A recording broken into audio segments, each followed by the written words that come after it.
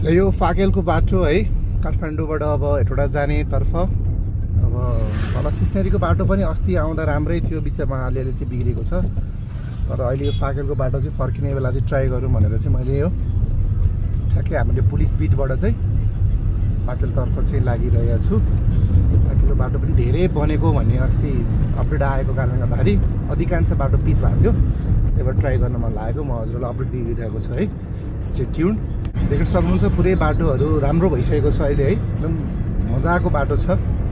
र दिउँसोको 1 बजेको टाइममा छ, सुमो पनि त्यति साह्रो चलेको चाहिँ छैन अहिलेसम्म। बाटो बिच बाटोतिर हुनसक्छ र बाटो अहिले सबै अलमोस्ट राम्रो भइसकेको अवस्थामा छ। कहीँ मात्र अलिक डिस्टर्ब भन्ने कुराहरू आइरहेको थियो, त्यो डिस्टर्ब भएको बाटो पनि म हजुरलाई देखाउनेछु है। एकदम मजाको भ्यू देख्न सकिन्छ यहाँनिर। यहाँ अलिकति बाटो चाहिँ बिचमा अलिकति बिग्रेको छ है, यो चाहिँ बनाउन बाँकी छ। खासै छैन, हल्का फुल्का हो, धुलो चाहिँ उडिरहेको छ यहाँनिर हल्का। अब यो बाटो बनाएपछि त यो पनि लगभग राम्रो भइ नै हाल्छ, धेरै होइन, करिब 500 मिटर जति हो कि। अब यहाँबाट फेरि अगाडिबाट पिच आइ नै सकेको छ, फेरि पिच बाटो हामी सौँदैसकेका छौँ है। 500 मिटर जति चाहिँ अलिकति बाटो बिग्रेको रहेछ, त्यसपछि त फेरि बाटो राम्रै छ है। बिचमा कहीँ त्यस्तै अब 200-300 मिटर, 100 मिटर, 500 मिटर जस्तो चाहिँ बिग्रेको हुनसक्छ बाटोमा। अब हामी ठ्याक्कै हुमाने आइपुग्न लागेका छौँ है। अब देख्न सकिन्छ बाटोहरू राम्रो छ यहाँनिर। हुमाने अब लगभग आइ नै सक्यो, 1 किलोमिटर जति बाँकी होला। बाटो राम्रो छ है, बिचमा हल्का बिग्रेको मात्रै हो। ठ्याक्कै यो हुमाने अब हामी पुग्यो। अब यहाँबाट ओह्रालो छ है। बाटोको अपडेट कुरा गर्दाखेरि बाटो राम्रो अवस्थामा छ। हुमाने बजार है, यहाँ पनि पिचको बाटो छ, अहिलेसम्म पिचको बाटो थियो।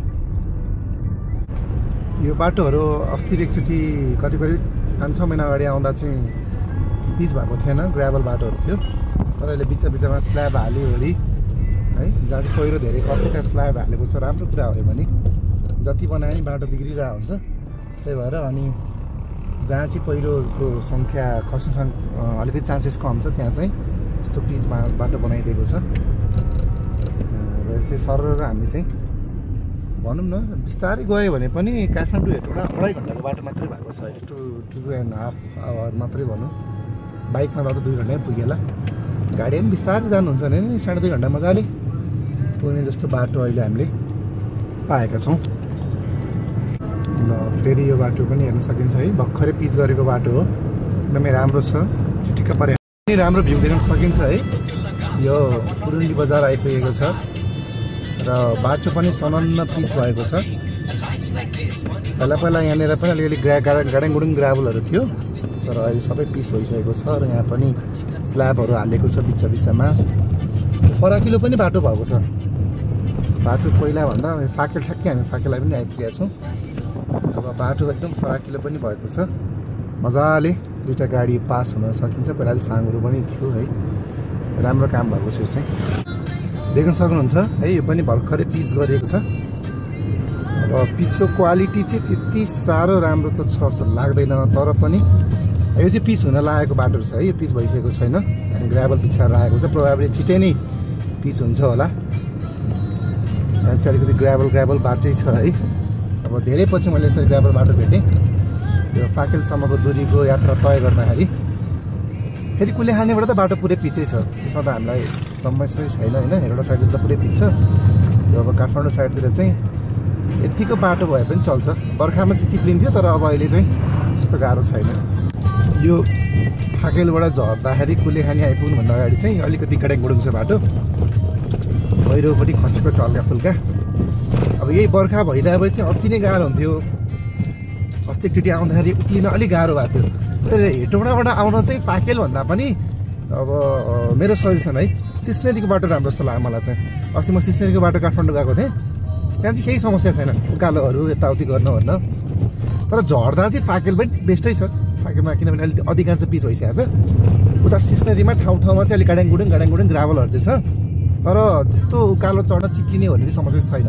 फराकिलो बाटो पनि छ, त्यही भएर हेटौडाबाट काठमाडौँ जान चाहिँ सिस्नेरी बाटो बेस्ट हो, तल्लो बाटो दक्षिणकाली हुँदै।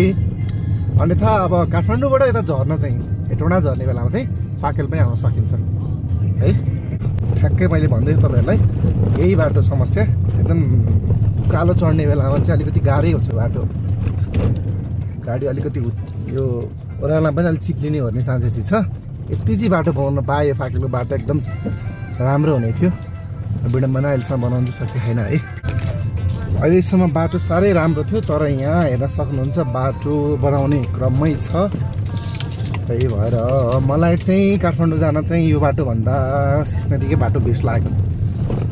किनभने अहिले म यही बाटोबाट काठमाडौँ गएको भए गाडीहरू अलिकति उकालोमा चाहिँ सुमोहरू अझ बढी भएको बेलामा, चाप बढी भएको बेलामा चाहिँ ब्याक आउने चान्सेस बढी हुनसक्छ, एक्सिडेन्ट हुने चान्स अलिक बढी हुनसक्छ है। ओह्रालो झर्नमा त समस्या नहोला, तर उकालो झर्न यही बाटोमा अलिक बढी समस्या हुन्छ जस्तो लाग्छ मलाई चाहिँ। त्यही भएर चाहिँ सिस्नेरी बाटोलाई नि लक गर्दा हुन्छ काठमाडौँ जाने बेलामा चाहिँ है। र यो बाटोको अर्को नराम्रो पक्ष भने साँगुरो छ है यहाँनिर। के अब हामी कुलिहानी आइपुग्न लागेको छौँ, बाटो अलिक साँगुरो छ। यहाँतिर बरु ठिकै छ, अलि अगाडि चाहिँ मैले त्यो त अलिक क्याप्चर गर्न पाइनँ। बाटो अलिक साँगुरो छ। र राम्रो न्युज चाहिँ यता अलिअलि बाटो पिच पनि भएको रहेछ।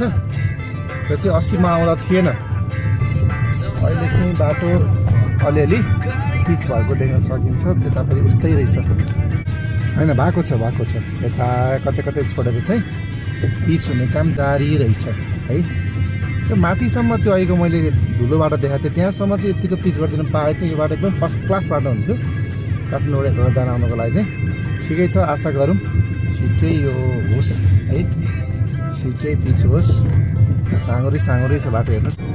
यता पनि भर्खरै पिच भएको रहेछ है, यहाँनिर पनि भर्खरै पिच स्ल्याब बाटो हो।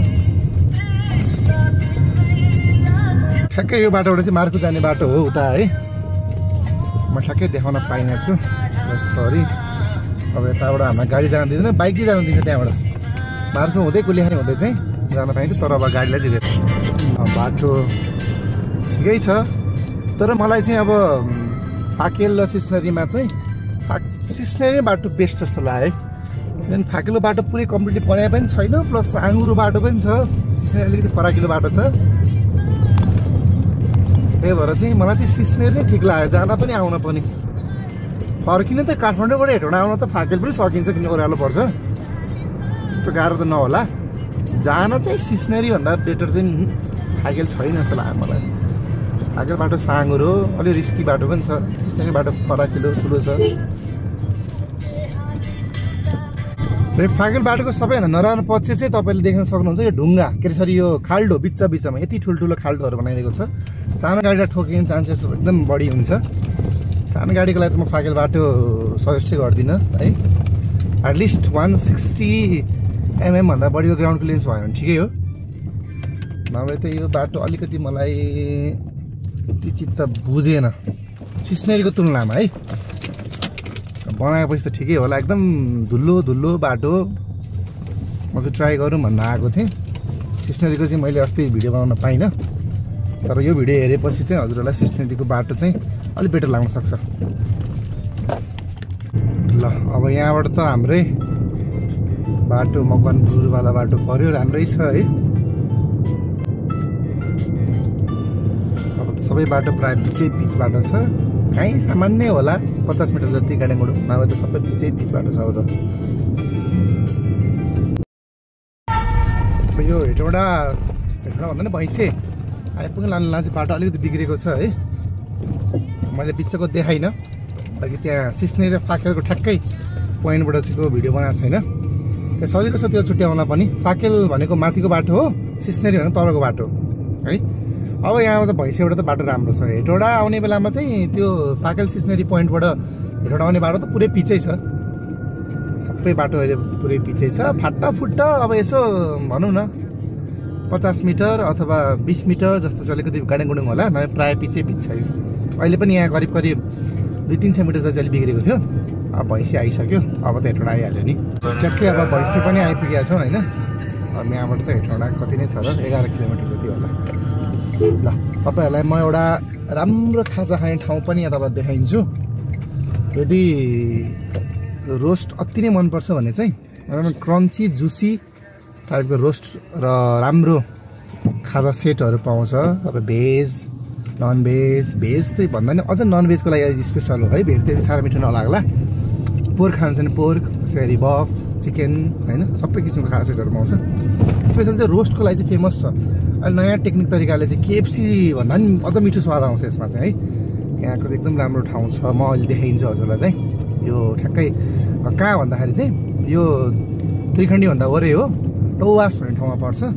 त्यो चाहिँ ठ्याक्कै काठमाडौँबाट हेटौँडा जाने बाटोको चाहिँ ठ्याक्कै फर्स्टकै रेस्टुरेन्ट पर्छ है। म अहिले भिडियो पनि देखाउँछु, एकछिन पज गर्छु ल। ठ्याक्कै यो फर्स्टकै है रेस्टुरेन्ट, ठ्याक्कै यो टौवास भन्ने ठाउँमा यो देख्न सक्नुहुन्छ। यो कोको लेखाएको छ छिम्केश्वरी तमु खाजा घर भीमफेदी मकवानपुर भन्छ। गाडी साडी यहाँ पार्क गर्न सक्छ। यता पनि ठाउँहरू छ ठ्याक्कै छिम्केश्वरी खाजा घर। यो यस्तो छ है। मोबाइल नम्बर पनि यहाँ होला, मोबाइल नम्बर पनि यहाँ म देखाइदिन्छु। एकदम राम्रो ठाउँमा चाहिँ यहाँ बसेर पनि बस्न मिल्छ है। सिधै यहाँ तलबाट आउने हो। यता पनि छ, यतापट्टि पनि छ, यतापट्टि पनि छ। राम्रो ठाउँ छ।